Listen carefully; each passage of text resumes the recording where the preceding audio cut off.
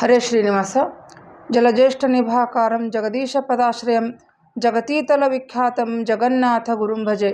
ಹರಿಕಥಾಮೃತಸಾರ ಗುರುಗಳ ಕರುಣದಿಂದ ಪನಿತು ಪೇಳುವೆ ಪರಮ ಭಗವದ್ ಭಕ್ತರಿದನಾದರದಿ ಕೇಳುವುದು. ಈ ಒಂದು ಪಿತೃಪಕ್ಷ ಮಾಸದ ಸಂದರ್ಭದೊಳಗೆ ಶ್ರೀ ಜಗನ್ನಾಥದಾಸ ರಚಿಸಿರುವಂಥ ಹರಿಕಥಾಮೃತ ಸಾರದಲ್ಲಿ ಬಂದಿರುವ ಪಿತೃಗಣ ಸಂಧಿಯ ಒಂದು ನುಡಿಗಳ ಅರ್ಥಾನುಸಂಧಾನ ಮಾಲಿಕೆಯೊಳಗೆ ನಾವು ಇದುವರೆಗೂ ಕೂಡ 22 ನುಡಿಗಳ ಒಂದು ಅರ್ಥಚಿಂತನೆಯನ್ನು ಮಾಡಿದ್ವಿ. ಇವತ್ತಿನ ದಿವಸ 23 ಮತ್ತು 24ನೇ ನುಡಿಗಳೊಳಗೆ ಜಗನ್ನಾಥದಾಸರು ನಮಗೆ ಯಾವ ಒಂದು ವಿಷಯವನ್ನು ತಿಳಿಸಿಕೊಡ್ತಾರೆ ಅನ್ನೋದ್ರ ಬಗ್ಗೆ ಇವತ್ತು ತಿಳಿಯುವ ಪ್ರಯತ್ನವನ್ನು ಮಾಡೋಣಂತ. ಈಗ 23ನೇ ನುಡಿಯೊಳಗೆ ಒಂದು ಮಹತ್ವವಾದ ವಿಷಯವನ್ನು ತಿಳಿಸಿಕೊಡ್ತಾರೆ. ಜೀವರಾಶಿಗಳೊಳಗೆ 2 ವಿಧವಾದ ಜೀವರಾಶಿಗಳು ಇರ್ತಾರೆ. ವಿಲಿಂಗ ಸಲಿಂಗ, ಕ್ಷರ ಅಕ್ಷರ, ಸೃಜ್ಯ ಅಸೃಜ್ಯ ಅಂತಿಕೊಂಡು ಈ ಜೀವರಾಶಿಗಳು ಇರ್ತಾರೆ ಅನ್ನೋದ್ರ ಬಗ್ಗೆ 23ನೇ ನುಡಿಯೊಳಗೆ ನಮಗಲ್ಲಿ ದಾಸರು ತಿಳಿಸಿಕೊಡ್ತಾರೆ. ಅದ್ರ ಬಗ್ಗೆ ತಿಳಿಯುವ ಪ್ರಯತ್ನವನ್ನು ಮಾಡೋಣಂತ. 23ನೇ ನುಡಿ. 2 ವಿಧದಲ್ಲಿ ಲೋಕದೊಳು ಜೀವರುಗಳಿಪ್ಪರು ಸಂತತ ಕ್ಷರಾಕ್ಷರಲಿ ವಿಲಿಂಗ ಸಲಿಂಗ ಸೃಜ್ಯ ಭೇದದಲ್ಲಿ ಕರೆಸುವುದು ಜಡ ಪ್ರಕೃತಿ ಪ್ರಣವಾಕ್ಷರ ಮಹದಣು ಕಾಲನಾಮದಿ ಹರಿಸಹಿತ ಭೇದಗಳ ಪಂಚಕ ಸ್ಮರಿಸು ಸರ್ವತ್ರ. ಇಲ್ಲಿ ಹೇಳ್ತಾರ ಈ ಲೋಕದೊಳಗಂತ ಹೇಳ್ತಾರ ಅವರು. ಅಂದ್ರೆ 14 ಲೋಕಗಳೊಳಗೆ 2 ವಿಧವಾಗಿರ್ತಕ್ಕಂಥ ಜೀವರಾಶಿಗಳು ಇರ್ತಾರ ಅಂತಿಕೊಂಡು ಹೇಳ್ತಾರ. ಒಟ್ಟಿನಲ್ಲಿ 2 ವಿಧವಾದ ಜೀವರಾಶಿಗಳು. ಅವ್ರು ಯಾರ್ಯಾರು ಅಂತಂದ್ರೆ, ಮೊದಲನೇದಾಗಿ ಕ್ಷರ ಮತ್ತು ಅಕ್ಷರ ಪುರುಷರು. ಕ್ಷರ ಪುರುಷರು ಅಂತಂದ್ರೆ ಯಾರದ ದೇಹ ನಾಶ ಆಗ್ತಿರ್ತದಲ್ಲ ಅವ್ರಿಗೆ ಕ್ಷರ ಪುರುಷರು ಅಂತ ಕರಿತಿರ್ತಾರ. ಯಾರ ದೇಹ ನಾಶ ಆಗೋದಿಲ್ಲ, ಅವರು ಶಾಶ್ವತವಾಗಿ ಇರ್ತಾರ, ಅವರಿಗೆ ಅಕ್ಷರ ಪುರುಷರು ಅಂತಿಕೊಂಡು ಕರೀತಾರ. ಈಗ ದೇಹ ನಾಶವಾಗುವಂಥವ್ರು ಯಾರು, ಕ್ಷರ ಪುರುಷರು ಯಾರು ಅಂತಂದ್ರೆ, ಬ್ರಹ್ಮದೇವರ ಮೊದಲನ್ನು ಮಾಡಿಕೊಂಡು ಉಳಿದ ಎಲ್ಲ ಜೀವರಾಶಿಗಳು ಕೂಡ ಏನದ ದೇಹ ನಾಶ ಇದ್ದೇ ಇರ್ತದೆ. ಯಾಕಂದ್ರೆ ಲಕ್ಷ್ಮೀದೇವಿ ಮತ್ತು ಭಗವಂತ ಮಾತ್ರ ಅವ್ರೇನದ ಅಕ್ಷರ ಪುರುಷರು, ಅವರಿಗೆ ದೇಹ ನಾಶ ಇಲ್ಲ. ಆದ್ರೆ ಅವ್ರ ಮಹಾಲಕ್ಷ್ಮಿ ನಂತರ ಬರ್ತಕ್ಕಂಥ ಬ್ರಹ್ಮದೇವರ ಮೊದಲು ಮಾಡಿಕೊಂಡು ಎಲ್ಲ ದೇವತೆಗಳಾಗಲಿ, ಎಲ್ಲ ಉಳಿದ ಜೀವರಾಶಿಗಳಾಗಲಿ, ಮನುಷ್ಯರು, ಪ್ರಾಣಿಗಳು, ಪಕ್ಷಿಗಳು, ಎಲ್ಲ ಜೀವರಾಶಿಗಳಿಗೂ ಏನದ ದೇಹ ನಾಶ ಇದ್ದೇ ಇರ್ತದೆ. ಯಾಕಂದ್ರೆ ಕೃಷ್ಣನ ಭಗವದ್ಗೀತೆಯೊಳಗೆ ಹೇಳ್ತಾನೆ, ಈ ನಮ್ಮ ಸ್ಥೂಲ ದೇಹ ಏನದ ಇದು ಒಂದು ನಾವು ಹಾಕೊಡೋ ಒಂದು ಮೈಯೊಳಗೆ ಹಂಗಿದ್ದಂಗೆ ಅದು ನಮ್ಮ ಸ್ವರೂಪ ದೇಹ ಶಾಶ್ವತವಾಗಿರ್ತದೆ. ಈ ದೇಹಕ್ಕೆ ಅದು ಮುಪ್ಪು ಬಂತು, ಇದಕ್ಕೆ ಆಯುಷ್ಯ ಮುಗಿತಪ್ಪ ಅಂದ್ರೆ ಇದೇನದ ಈ ದೇಹ ನಾಶ ಆಗಿ ಹೋಗ್ತಿರ್ತದೆ. ಆದ್ರೆ ನಮ್ಮಲ್ಲಿ ಇರ್ತಕ್ಕಂಥ ಸ್ವರೂಪ ದೇಹ ಮಾತ್ರ ಏನದ ಅದು ಶಾಶ್ವತ. ಅದ ಸ್ವರೂಪ ದೇಹಕ್ಕೆ ಅಂಟಿಕೊಂಡಿರ್ತಕ್ಕಂಥ ಲಿಂಗ ದೇಹ, ನಿರುದ್ಧ ದೇಹ ಮತ್ತು ಈ ಮೇಲೆ ಕಾಣುವಂಥ ಪಂಚಭೂತಾತ್ಮಕವಾದ ಈ ಸ್ಥೂಲ ದೇಹ ಏನದು ಇದು ನಾಶವಾಗುವಂಥದ್ದು. ಇದು ಬ್ರಹ್ಮದೇವರ ಮೊದಲು ಮಾಡಿಕೊಂಡು ಎಲ್ಲರಿಗೂ ಕೂಡ ಏನದ ದೇಹ ನಾಶ ಇದ್ದೇ ಇರ್ತದೆ. ಅವ್ರಿಗೇನಂತಾರೆ ಕ್ಷರ ಪುರುಷರು ಅಂತ ಕರೀತಾರೆ.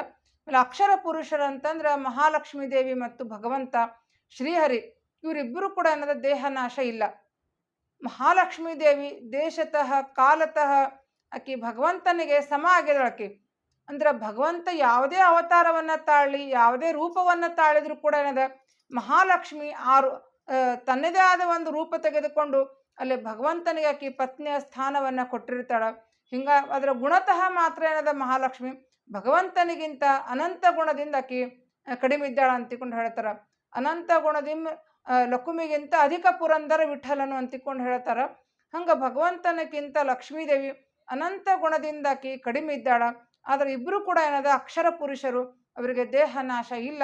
ಬ್ರಹ್ಮದೇವರು ಮೊದಲು ಮಾಡಿಕೊಂಡು ಉಳಿದೆಲ್ಲ ಜೀವರಾಶಿಗಳು ಕೂಡ ಏನದ ದೇಹ ನಾಶ ದೇಹವನ್ನು ನಾಶ ಹೊಂದುವಂಥವ್ರು, ಅವರು ಕೇಳಂತರ ಕ್ಷರ ಪುರುಷರು ಅಂತಿಕೊಂಡು ಕರೀತಾರ ಅಂತಿಕೊಂಡು ಹೇಳ್ತಾರ.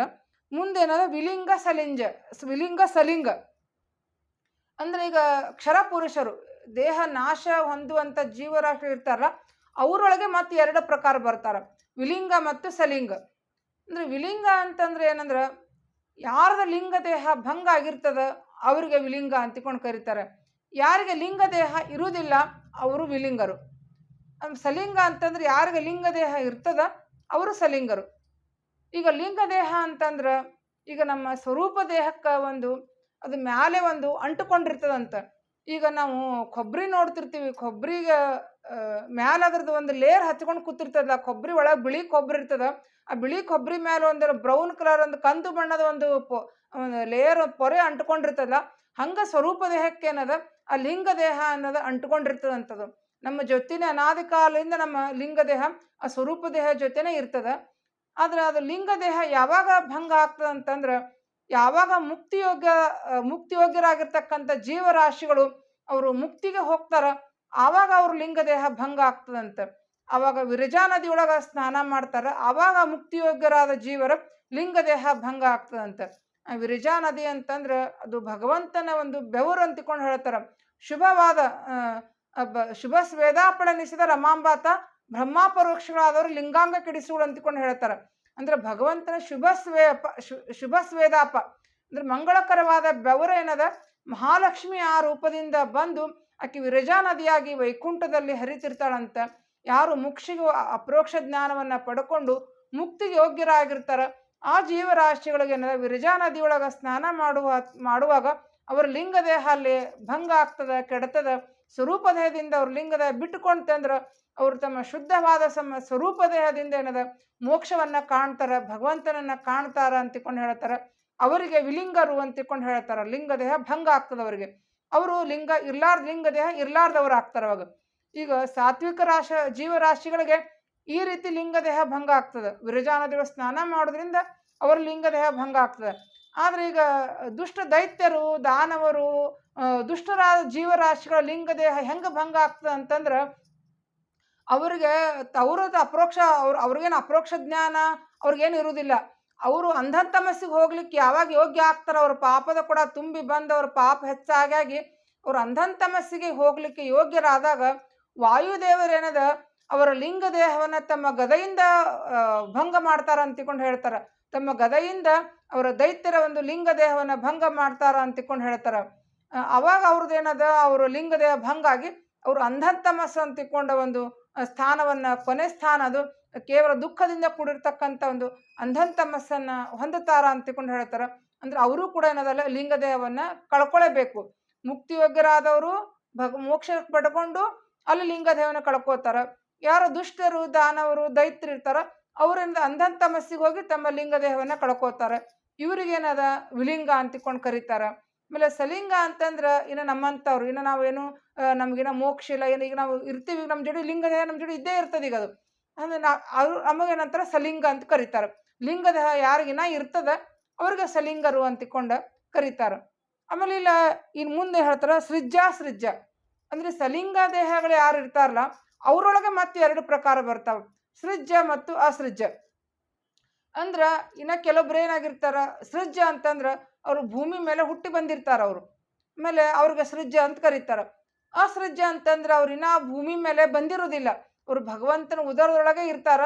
ಅವ್ರಿಗಿನ್ನ ಭೂಮಿ ಮೇಲೆ ಭಗವಂತ ಅವ್ರಿಗೆ ಸೃಷ್ಟಿಯನ್ನ ಕೊಟ್ಟಿರುವುದಿಲ್ಲ. ಅವ್ರಿಗೆ ಭೂಮಿ ಮೇಲೆ ಅವ್ರು ಹುಟ್ಟಿ ಬಂದಿರುವುದಿಲ್ಲ. ಅವ್ರು ತಮ್ಮ ಎಲ್ಲ ಲೋಕದೊಳಗೆ ಇರ್ಬೋದು, ಸ್ವರ್ಗದ ಲೋಕ, ನರಕ, ಹಿಂಗ್ ಬೇಕಾದ ಕಡೆ ಇರ್ಬೋದು. ಅವರು ಭೂಮಿ ಮೇಲಿನ ಹುಟ್ಟಿ ಬಂದಿರುವುದಿಲ್ಲ. ಅವ್ರಿಗೆ ಅಸೃಜ್ಯರು ಅಂತ ಕರೀತಾರ. ಯಾವ ಹುಟ್ಟಿ ಬಂದಿರ್ತಾರ ಅವ್ರಿಗೆ ಸೃಜ್ಯರು ಅಂತಿಕೊಂಡು ಕರೀತಾರ.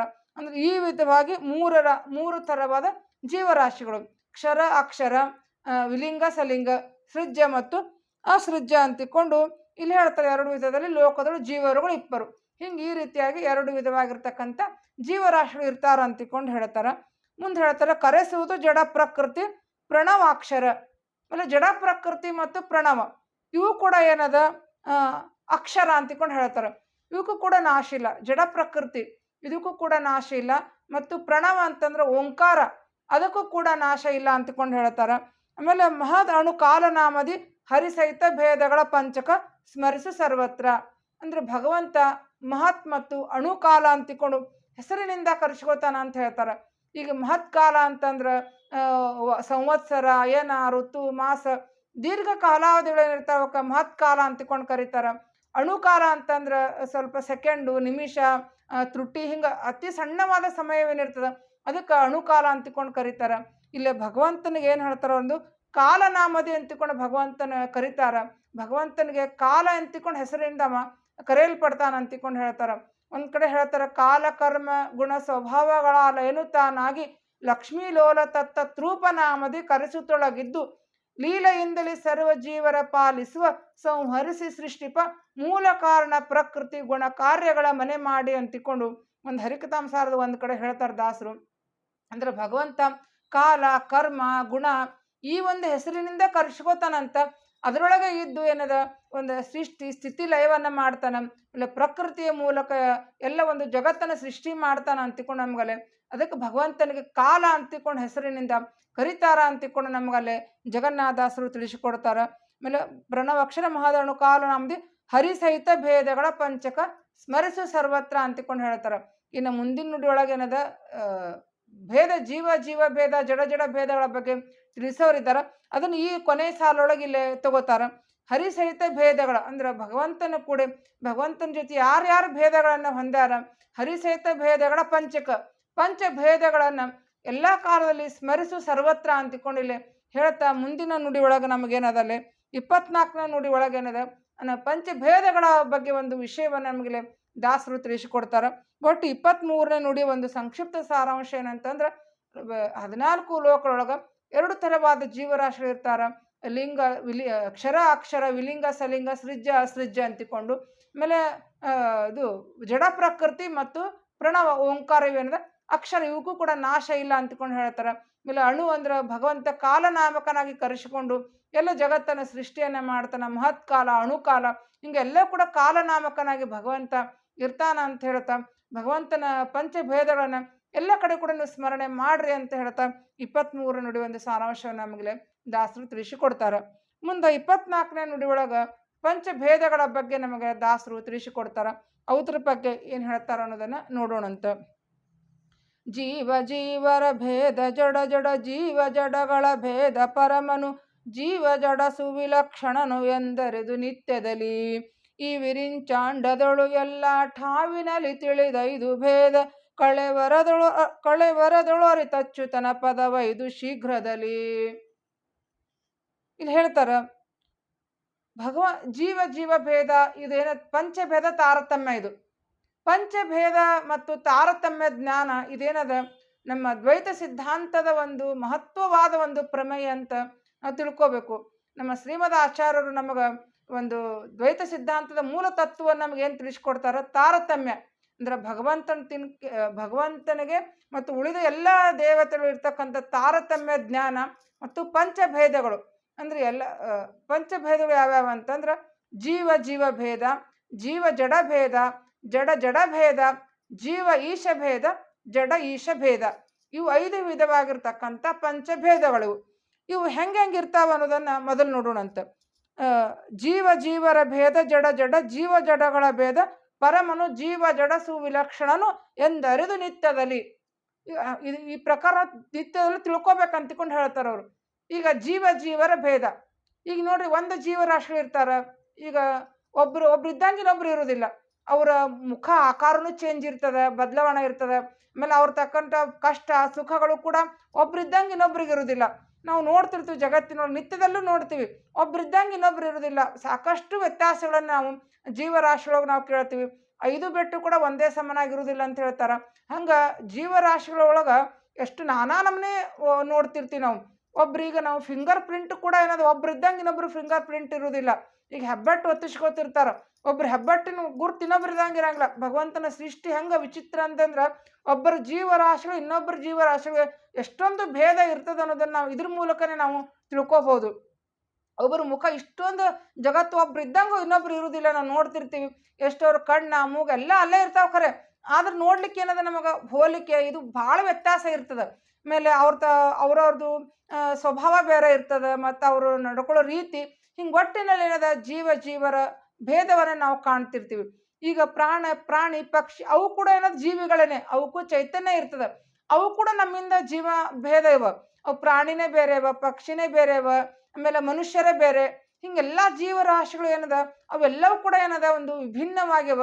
ಅದಕ್ಕೆ ಇಲ್ಲೇ ಮೊದಲು ನಾವು ಏನು ತಿಳ್ಕೊಬೇಕು, ಇದು ನಾವು ಕಣ್ಣಾರೆ ನೋಡುವಂಥದ ಸತ್ಯ. ಇದು ಜೀವರ ಭೇದ. ಆಮೇಲೆ ಏನದ ಜಡ ಭೇದ. ಈಗ ಜಡ ಪದಾರ್ಥಗಳನ್ನ ನೋಡ್ತಿರ್ತೀವಿ ನಾವು. ಅಗ್ನಿ ವಾಯು ಇವೆಲ್ಲ ಒಂದಕ್ಕೊಂದೇನದ ಒಂದಕ್ಕೊಂದು ಅವಕ್ಕೂ ಹೋಲಿಕೆನೇ ಇಲ್ಲ, ಬೇರೆನೇ ಇರ್ತಾವೆ. ಈಗ ಕಟ್ಟಿಗೆ ಕಲ್ಲು ಇವೆವು ಕೂಡ ಜಡ ಪದಾರ್ಥಗಳೇ. ಈಗ ಕಟ್ಟಿಗೆ ನಾವು ನೀರಾಗ ಹಾಕಿದ್ರೆ ತೇಲ್ತದ, ಕಲ್ಲ ನೀರಾಗ ಹಾಕಿದ್ರೆ ಮುಳುಗ್ತದ. ಈಗ ಮಣ್ಣು, ಕಲ್ಲು, ಒಂದು ಇವು ಗಿಡಗಳು ಇವೆಲ್ಲ ನೋಡ್ತಿರ್ತೀವಿ ನಾವು. ಇವೆಲ್ಲವೂ ಕೂಡ ಏನದ, ಒಂದೊಂದು ಪದಾರ್ಥ ಇದ್ದಂಗೆ ಇನ್ನೊಂದು ಪದಾರ್ಥ ಇರುವುದಿಲ್ಲ. ಕಬ್ಬಿಣ ಅದರದ ವ್ಯತ್ಯಾಸನೇ ಬೇರೆ, ಬಂಗಾರ, ಬೆಳ್ಳಿ ಅದರದ ಮಹತ್ವನೇ ಬೇರೆ. ಅದ್ರ ಜಡ ಪದಾರ್ಥಗಳಿಗೂ ಕೂಡ ಅವತ್ರದೇ ಆದ ಒಂದು ವಿಶಿಷ್ಟತೆ ಇರ್ತದೆ. ಅದಕ್ಕೆ ಅವು ಜಡಗಳಲ್ಲೂ ಕೂಡ ಏನದ ಭೇದದ ಅಂತಿಕೊಂಡು ನಮ್ಗೆ ತಿಳಿಸಿಕೊಡ್ತಾರ. ಆಮೇಲೆ ಜೀವ ಜಡಗಳ ಭೇದ. ಜೀವ ಜಡ ಅಂತೂ ಭೇದ ಇದ್ದೇ ಇರ್ತದ. ಜಡ ರಾಶಿಗಳಿಗೆ ಏನದ, ಅವಕ್ಕೆ ಉಸಿರಾಟ ಇರಂಗಿಲ್ಲ, ಅವಕ್ಕೇನು ಕಾರ್ಯ ಮಾಡ್ತಿರಂಗಿಲ್ಲ, ನೀವು ಒಂದೇ ಕಡೆ ನಿಂತಿರ್ತಾವ, ಮತ್ತು ಅವಕ್ಕೆ ಬುದ್ಧಿ ಇರೋದಿಲ್ಲ. ಅದ್ರ ಜೀವರಾಶಿಗಳು ಏನದ, ಅವಕ್ಕೆ ಬುದ್ಧಿ ಇರ್ತದೆ. ಎಲ್ಲ ಜೀವರಾಶಿಗಳು ಏನದ ಬುದ್ಧಿ ಇರ್ತಾವ, ಚಲನವಲನೆ ಮಾಡ್ತಿರ್ತಾವ. ಹಿಂಗೆ ಏನದ ಜಡ ಮತ್ತು ಜೀವರಾಶಿಗಳು ಏನದ ಭೇದ ಇರ್ತದೆ. ಆಮೇಲೆ ಜೀವ ಈಶ ಭೇದ. ಇದು ನಾವು ನೋಡ್ತಿರ್ತೀವಿ, ನಮಗೂ ಭಗವಂತನಿಗೆ ಏನದ ಅದು ವ್ಯತ್ಯಾಸ ಅನಂತ, ಅದು ಹೇಳಲಿಕ್ಕೆ ಸಾಧ್ಯ ಇಲ್ಲ, ಅದು ಅಷ್ಟು ವ್ಯತ್ಯಾಸ ಇರ್ತದೆ. ಒಂದು ಕಡೆ ಹೇಳ್ತಾರೆ ನಮ್ಗೆ ಭಗವಂತನಿಗೆ ಎಷ್ಟು ವ್ಯತ್ಯಾಸ ಅಂತಂದ್ರೆ, ಅಸ್ವತಂತ್ರನು ಜೀವ ಹರಿ ಸರ್ವ ಸ್ವತಂತ್ರನು, ನಿತ್ಯ ಸುಖಮಯ ನಿಸ್ವಬದ್ಧ ಅಲ್ಪಜ್ಞ ಶಬ್ದ ಸ ದುಃಖಿ ನಿರ್ವಿಣ್ಣ ಹೃಸ್ವದೇಹಿ ಸನಾತ ಜೀವನು ವಿಶ್ವವ್ಯಾಪಕ ಕರ್ತೃ ಬ್ರಹ್ಮ ಸರಸ್ವತಿ ಶಾದ್ ಅಮರನೂತ ಹರಿ ಎಂದು ಕೊಂಡಾಡು ಅಂತಿಕೊಂಡು 11ನೇ ಸಂಧಿಯೊಳಗೆ ಹೇಳ್ತಾರೆ. ಭಗವಂತ ಸರ್ವತಂತ್ರ ಸ್ವತಂತ್ರ ಇದ್ದಾನ, ನಾವು ಅಸ್ವತಂತ್ರರು. ಭಗವಂತನಿಗೇನದ ದೊಡ್ಡ ದೇಹ, ನಾನಾ ಪ್ರಕಾರ ದೇಹವನ್ನು ಭಗವಂತ ತಾಳ್ತಾನ. ನಮಗೇನದ ಹೃಸ್ವದೇಹಿ, ನಮಗೇನದ ಸಣ್ಣದ ಇಷ್ಟೇ ದೇಹ ಕೊಟ್ಟು ಬಿಟ್ಟಿರ್ತಾನೆ ಭಗವಂತ. ಆಮೇಲೆ ಭಗವಂತನಿಗೇನದ ಯಾವುದೇ ದುಃಖ ಕೂಡ ಇಲ್ಲ, ಅವಂಗ ನಿರ್ದುಃಖನಾಗ್ಯಾನ ಭಗವಂತ. ನಮ್ದು ಜೀವನ ಏನದ ದುಃಖದಿಂದ ಕೂಡಿರ್ತಕ್ಕಂಥ ಸಂಸಾರದೊಳಗೆ ನಾವು ಬಿದ್ದಿರ್ತೀವಿ. ಆಮೇಲೆ ಹಿಂಗೆ ಅನೇಕ ಭಗವಂತ ಏನದ ಎಲ್ಲ ಬ್ರಹ್ಮಾದಿಗಳಿಂದ ಕೂಡ ಅವೇನದ ಸ್ತುತ್ಯನಾಗ್ಯಾನ, ಪೂಜಿಸಲ್ಪಡ್ತಾನ.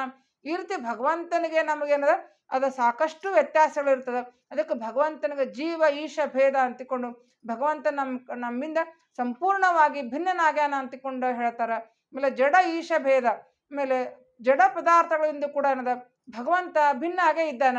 ಈಗ ಈ ಪ್ರತಿಮೆಗಳನ್ನ ನಾವು ಪೂಜೆ ಮಾಡ್ತಿರ್ತೀವಿ, ಅದಕ್ಕೆ ಪ್ರತಿಮೆಗಳನ್ನೇ ನಾವು ದೇವರು ಅಂತ ತಿಳ್ಕೊಬಾರ್ದಲ್ಲಿ, ಪ್ರತಿಮೆಗಳೊಳಗೆ ಭಗವಂತ ಇದ್ದಾನಂತ ತಿಳ್ಕೊಬೇಕೆ ಹೊರತು ಆ ಪ್ರತಿಮೆನೇನು ದೇವರು ಅಂತಿಕೊಂಡು ನಾವೆಲ್ಲ ತಿಳ್ಕೊಬಾರ್ದು. ಪ್ರತಿಮೆ ಏನದು ಜಡ ಪದಾರ್ಥ, ಅದು ಆ ಪ್ರತಿಮೆಗಳೊಳಗೆ ಭಗವಂತನ ಸನ್ನಿಧಾನ ಅದ ಅಂತ ತಿಳ್ಕೊಂಡು ನಾವು ಪೂಜೆಯನ್ನ ಮಾಡಬೇಕು.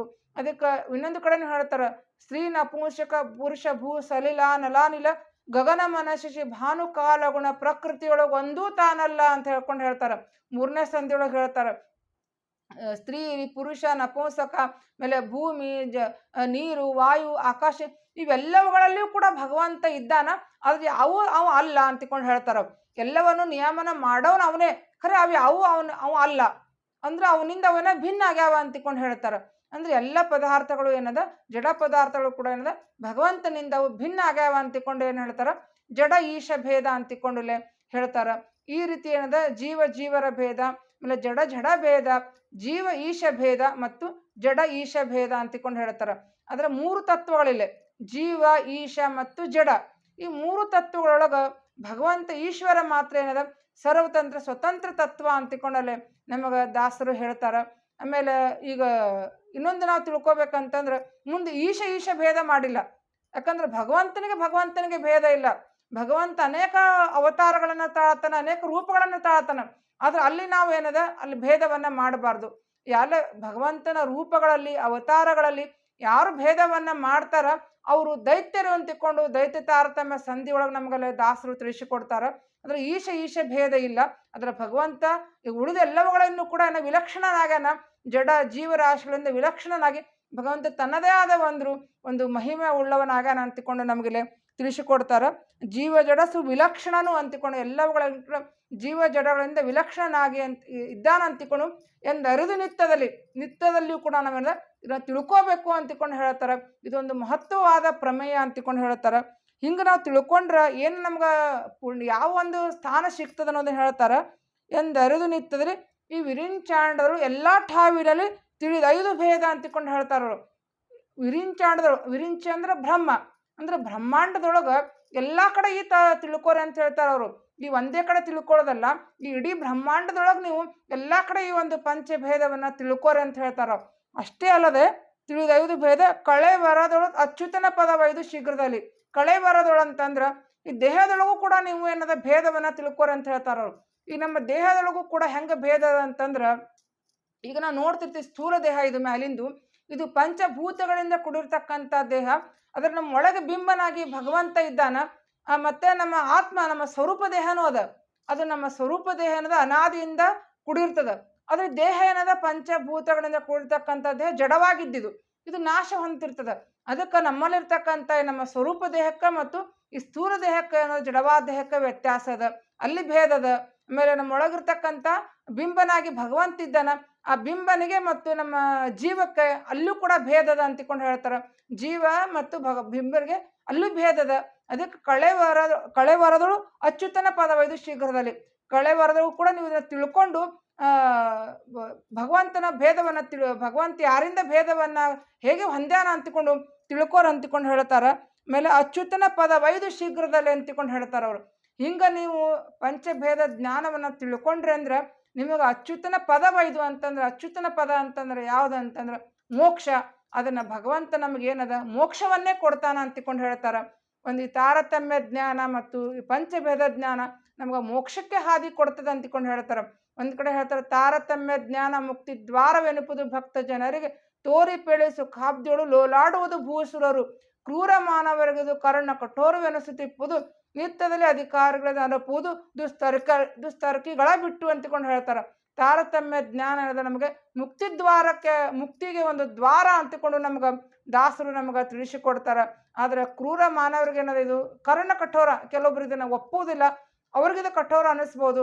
ಆದರೆ ತಾರತಮ್ಯ ಜ್ಞಾನ ಮತ್ತು ಪಂಚಭೇದ ಜ್ಞಾನ ಏನದ ಇದು ಮುಕ್ತಿಗೆ ಒಂದು ದ್ವಾರ ಅಂತಿಕೊಂಡು ನಮ್ಗೆ ದಾಸರು ತಿಳಿಸಿಕೊಡ್ತಾರ. ಒಟ್ಟಿನಲ್ಲಿ 24ನೇ ನುಡಿ ಒಂದು ಸಾರಾಂಶ ಏನಂತಂದ್ರೆ ಪಂಚಭೇದಗಳ ಬಗ್ಗೆ ಜೀವ ಜೀವಭೇದ, ಜಡ ಜಡಭೇದ, ಜೀವ ಜಡಭೇದ, ಜೀವ ಈಶಭೇದ, ಜಡ ಈಶಭೇದ ಎಂಬ ಈ ಒಂದು ಪಂಚಭೇದಗಳನ್ನು ನಾವು ತಿಳ್ಕೊಂಡಿವಿ ಅಂದ್ರೆ ಭಗವಂತ ನಮಗೆ ಎಲ್ಲ ಕಡೆ ತಿಳಿಯುವ ಪ್ರಯತ್ನವನ್ನು ಮಾಡಿದ್ವಿ ಅಂದ್ರೆ ಭಗವಂತ ನಮಗೆ ತನ್ನ ಸ್ಥಾನವಾಗಿರ್ತಕ್ಕಂಥ ಮೋಕ್ಷ ಪದವಿಯನ್ನು ಕೊಟ್ಟು ನಮಗೆ ಅನುಗ್ರಹ ಮಾಡ್ತಾನ ಅನ್ನುವ ಸಂದೇಶವನ್ನು ಕೂಡ ನಮಗೆ ದಾಸರು ತಿಳಿಸಿಕೊಡ್ತಾರ ಅನ್ನುವಲ್ಲಿಗೆ ಈ ಒಂದು ಇವತ್ತಿನ ಸೇವೆ ನಾನಿಲ್ಲಿ ಸಮರ್ಪಣೆ ಮಾಡ್ತಾ ಇದ್ದೀನಿ.